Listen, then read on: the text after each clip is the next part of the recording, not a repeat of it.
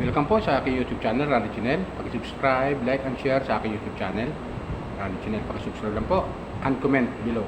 Okay? At pakipindot na rin yung notification bell para update kayo sa mga video upload ko. Okay?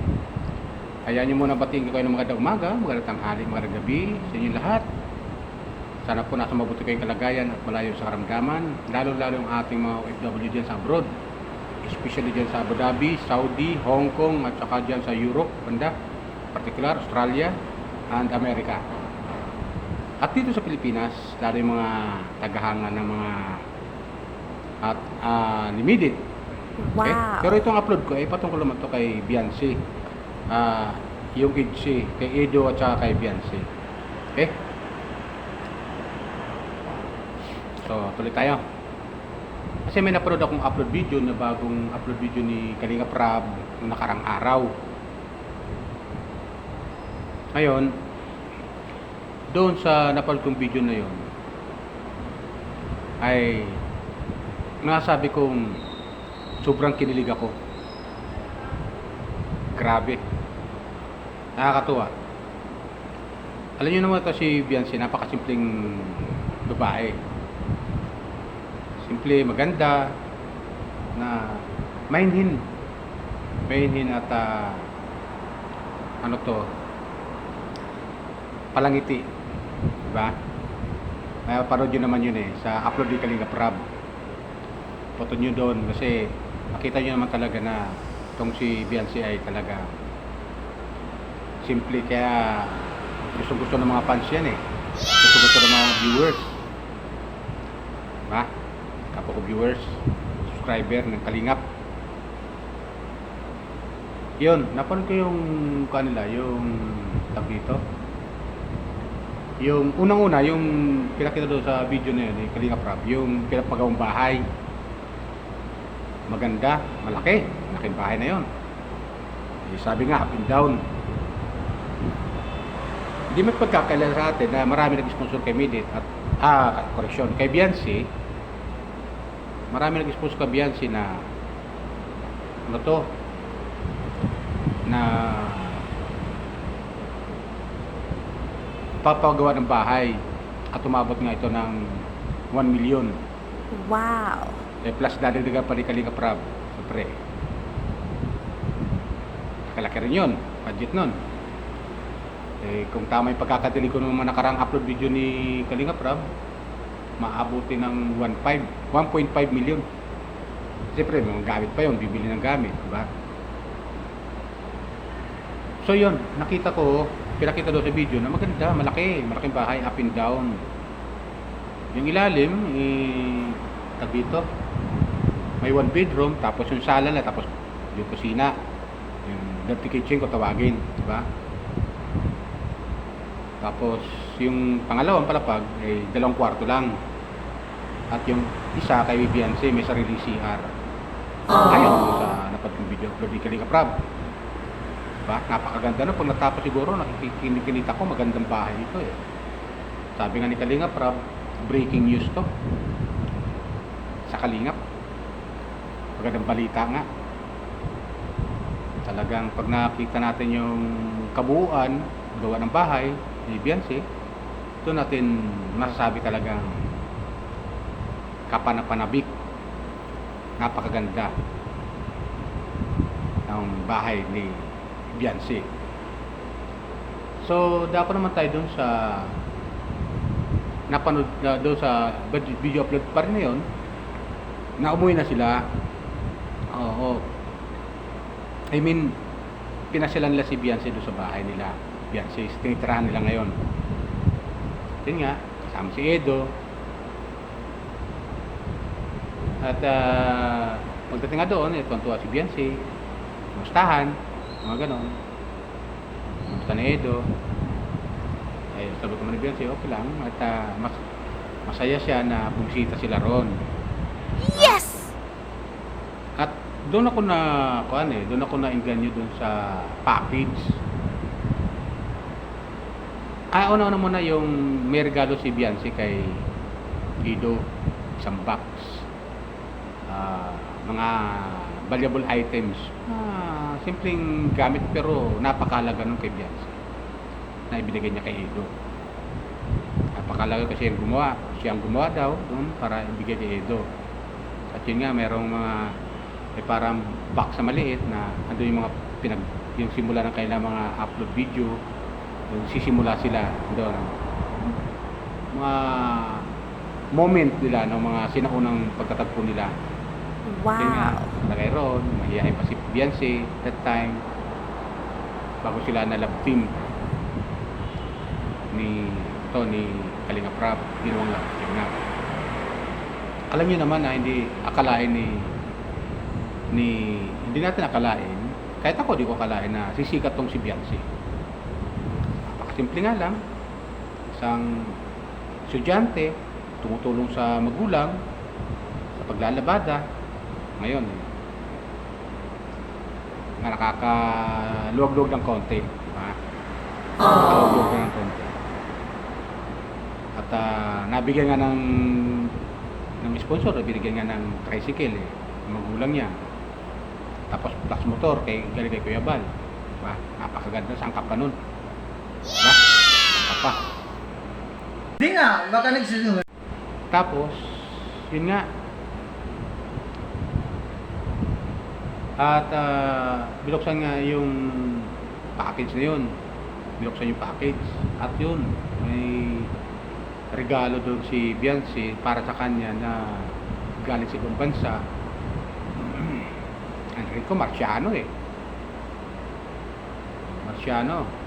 Ano kay Mr. Marciano, gano'n. Yung bag maganda, hindi lang basta-bastang bag, hindi lang simpleng bag, may drawing ang mukha ni Beyonce. Unang tingin ko nga doon sa bag na yun, pinakita yung picture na yun kala mo si Angie Locsin diba yung mga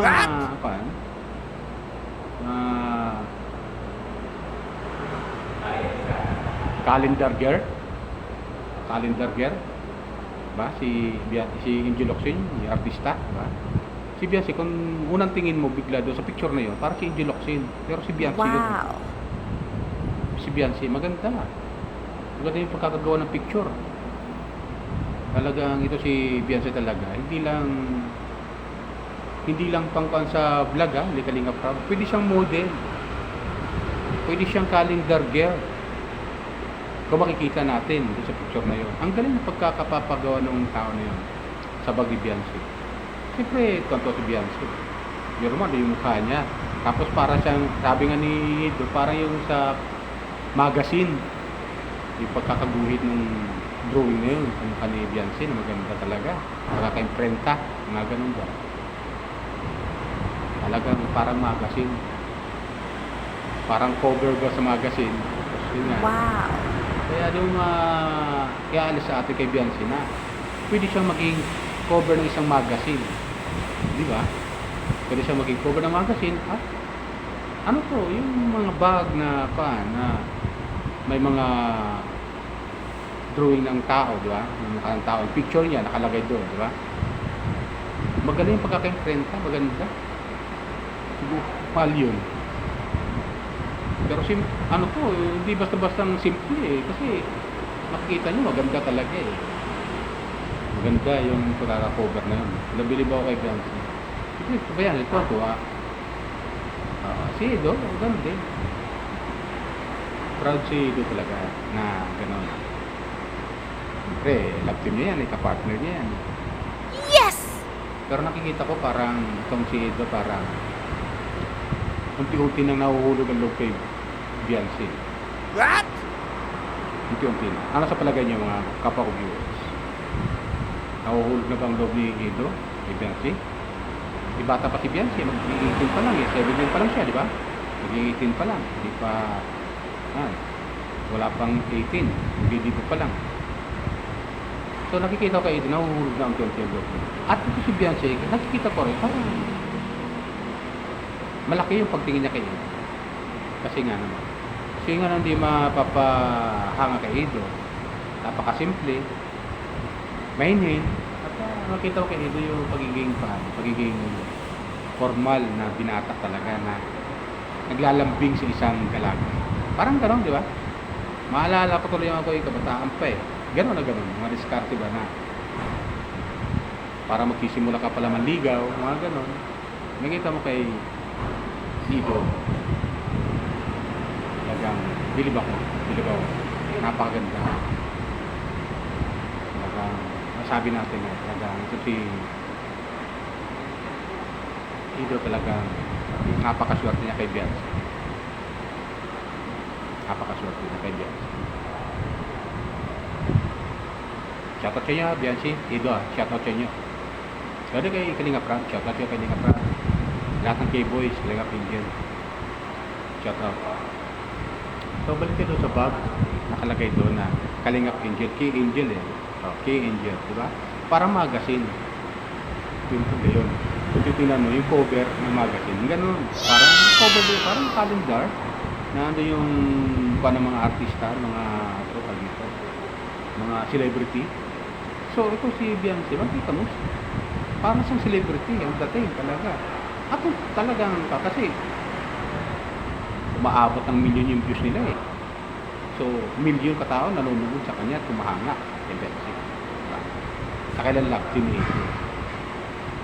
Kaya naman, kung maraming nagpamahal kay Beyonce, dahil din kay Ito.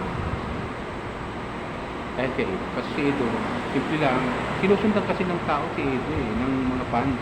Sinusundan si Ito. Dahil sa kanya, magiging simpleng lalaki rin din. Katulad ni Beyonce, simpleng babae, si Ito, simpleng lalaki. Na binata, simpleng binata. Para sa isang tao. Diba? Ganun yun eh. Kaya sinusundan. Kaya malaking pasalamat ni Beyonce, nandiyan si Ito. Kaya nung mga tagal pang mga video upload ni Kalinga Prab, nagkatanong ng question and answer. Anong tingin mo? Anong masasabi mo nang dumating si Ito sa buhay mo? Ewan ko tama yung pagkakataon ni Kalinga Prab. Anong si Ito sa buhay mo? Ang sagot ni Beyonce, alam mo ano? Mga kapawang viewers, blessing si Ito sa kanya. Napakaganda nun. Ganyan ba sila? So, tama yung kanin ni Beyonce. Sagot ng kay Kalinga Prab na blessing si Ito sa kanya. Simula mo nang isipin yun no? Kasi simula ng ilang team ni Kalinga Prab si Beyonce at saka si Ito. Yung nagkaroon ng EDC. Lumawak, dumami ang kanilang fans. Dumami ang mga tagahangan nila. At sunod-sunod ang mga biyayan dumating sa buhay ni Beyonce. Isipin nyo, paggawa ng bahay, dalawang palakpak. At yung sponsor pang nagsasabi kay Kalinga Prab na gayong gawin nyo sa bahay, up and down. Diba? May terrace, mga ganun. So, alam mo ito, siyempre, si Kalinga Prab, kung anong sinasabi ng sponsor, susundin kasi yun ang hinahanap ng sponsor eh. Diba? Para kay Beyonce. Kaya, blessing talaga si Ito kay Beyonce. At si Beyonce rin, blessing din kay Ito. Wow. Diba? Vice versa lang yun. Vice versa lang yun. Kaya, hindi tayo magtataka na pagdating ng araw na dumating na ibigay ng panahon at itadhana na sila nga. Diba? Kasi merong kanta na ano to, pinagtagpo pero tinadhana. Pero sana dumating ang panahon na pinagtagpo sila at itadhana. Pero ipanood mo na yung pag-aaral ni Beyonce. Pero yung pag-aaral, pinakadabis talaga makapagtapos na ng pag-aaral niya. Talad dyan na yung scholar sa Kalinga Prab. Eh, malaking bagay yun. Wow. Eh, saka na yan, pagdating ng panahon. Naghihintay naman ang panahon eh. At naghihintay din yung tadhana. Di ba ganun yun? Yes! Pinagtagpo, sana itadhana. Di ba ganun yun? Kaya maganda yung kalalabasan ng kailan love team. Bilib ako. Marami talagang nagmamahal sa HC love team. At isa na ako doon. Diba? So yun lang sa akin mga Kapo viewers.